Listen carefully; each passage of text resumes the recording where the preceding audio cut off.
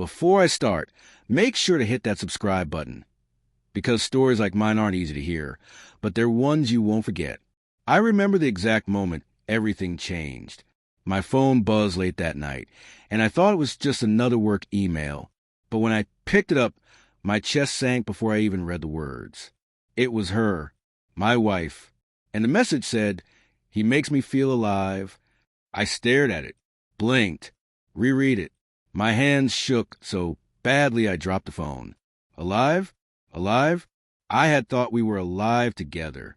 I had thought we were building something real, something lasting. My mind raced, trying to make sense of it.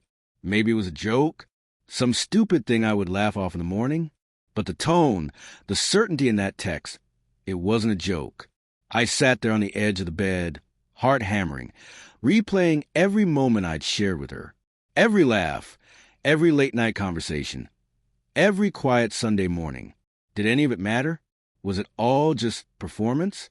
My chest ached with disbelief and something sharper, fear.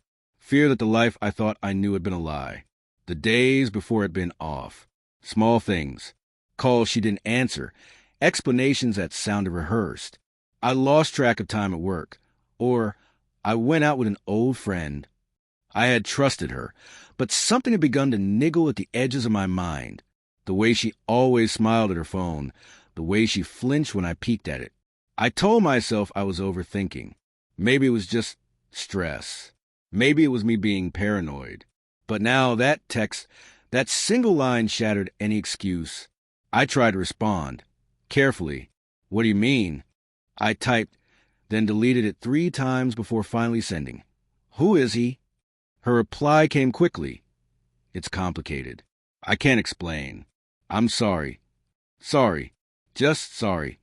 No explanation, no pleading, no denial. Just that small word that now felt like a dagger in my chest. I couldn't stop myself. I began looking for evidence. Things I shouldn't have, things I swore I'd never do in a healthy marriage. Phone records, hidden apps, messages deleted too quickly. I didn't want to know. I didn't want this reality. But the truth has a way of finding you, even when you're not ready. Then I saw it. The photos, the dinners she hadn't mentioned, the late-night texts that made my stomach turn, and the way she looked at him, the way she laughed at things she never laughed at with me. My world turned gray. I felt like I was watching a life I used to have from the outside, a movie I wasn't part of anymore. I tried talking to her, gently at first. Are you seeing someone else?" I asked one night, voice low, almost trembling. She avoided my gaze, fiddling with her hands like she was ashamed. "I don't know what you mean," she said, but I could see it. Guilt, and maybe relief. We argued, yes, but more than arguments, there were silences that screamed louder than words. Her excuses became thinner, her eyes flinching whenever our hands brushed. I realized then that she wasn't hiding because of me. She was hiding from herself. The turning point came when I found a message on her phone. She hadn't seen me notice. I don't want to hurt him, but I can't stop feeling alive with him. That was the last straw.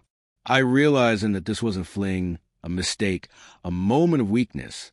This was a choice she had made, and she had already decided where her heart belonged. I didn't yell. I didn't throw anything. I didn't beg. I simply typed one final message. "Then go be alive with him. Don't ever contact me again." Her response? Silence.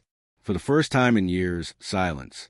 I packed my things slowly, quietly, moving through the house that had once been our home. Every corner, every photograph, every little trinket now felt like a reminder of what I had lost. Not just her, but the version of myself who believed in us. Pain like this doesn't make you numb. It makes you see everything in sharper focus. Weeks passed. The nights were hardest. Lie in bed that smelled of someone else's perfume. Memories replaying in cruel loops. But slowly, I began to understand something. Betrayal doesn't just hurt, it teaches. It teaches where your boundaries are, where your strength lies, and that your self-worth cannot depend on someone else's honesty. I never got closure. She never apologized beyond that single text. And I realized I didn't need it. I didn't need her explanations or tears. I needed myself back. I needed to breathe without the weight of lies pressing down on me. So I walked away, quietly, without a fight, without a scene.